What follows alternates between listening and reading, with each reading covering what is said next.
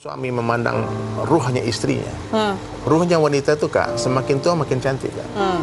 Tapi kalau dia memandang fisik, fisik wanita tuh gadis, anak satu, anak dua, anak tiga itu beda kan. Apalagi udah banyak lagi kan. Apalagi semakin tua umur kan. Umur 20, 30 dengan 40 itu beda tuh. Gravitasi bumi, kerutan semuanya udah kendor di mana-mana. Itu nggak bisa. Tapi kalau orang memandang istrinya itu sebagai amanah dari Allah yang harus dia jaga sampai berjumpa dengan Allah di surga, maka bagaimanapun kekurangan istrinya dia akan terima. Mencintai kelebihan semua orang bisa, tapi untuk memahami kekurangan dan menerima kekurangan itu hanya orang-orang yang ikhlas yang bisa. Oke. Nah, sekarang tanya ini tanya umum ya, Ustadz. Tadi Pak Ustadz sempat ngomong gitu ya, orang kalau udah apa tadi menikmati hal yang haram di luar, dicabut nikmatnya. Itu perkataan Sayyidina Ali karramallahu. Itu bukan perkataan saya. Siapa saja yang menikmati perkara yang haram di luar rumahnya, maka Allah Subhanahu wa taala akan mencabut atas kenikmatan akan perkara yang halal di dalam rumahnya. Jadi orang yang suka berzina di luar rumah, baik laki perempuan, ya, nanti dia pulang ke rumah dia mandang pasangnya itu jijik. Dia nggak suka. Karena dia akan compare dengan apa yang dia nikmati di luar. Yang orang yang berjumpa dengan dia harus perawatan dulu, ke salon dulu, berdandan dulu, ya. Sementara dia pulang ke rumah lihat istrinya masih ngepel, masih rambutnya kemana-mana, belum mandi.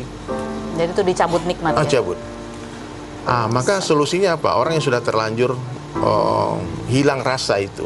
Ini bukan hanya terjadi di satu rumah tangga yang ini pelajaran buat kita semua. Banyak rumah tangga. Ini aku pernah berjumpa dengan orang yang udah belasan tahun hidup bersama, tapi tidak pernah ada romantisme lagi.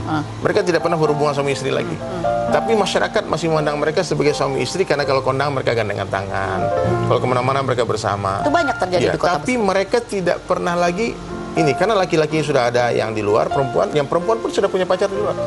Dan mereka saling tahu, dan itu hanya untuk menjaga status pernikahan, dan mereka nggak takut kepada Allah, tapi takut dengan kata orang.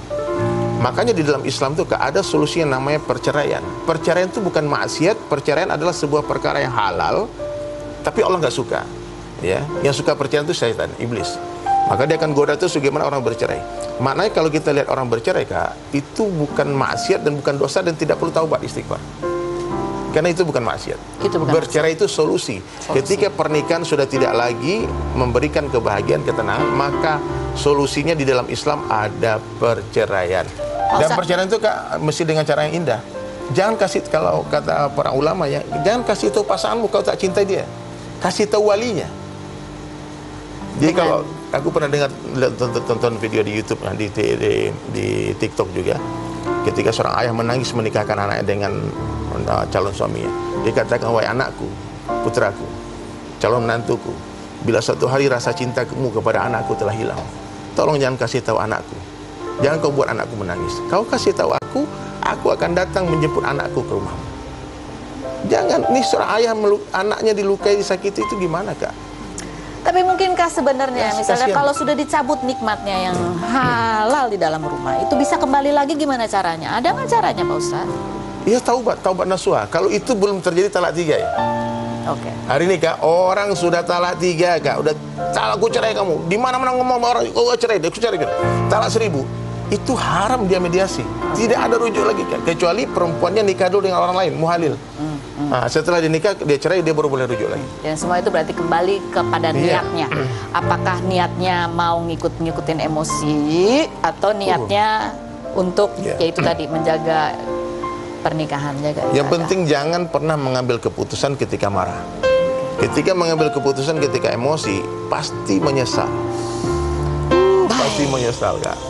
Begitulah manusia ya Pak Ustadz ya. Terima kasih sudah hadir Pak Ustadz. Nanti kita akan bikin janji untuk bisa ngobrol sama Inarah begitu.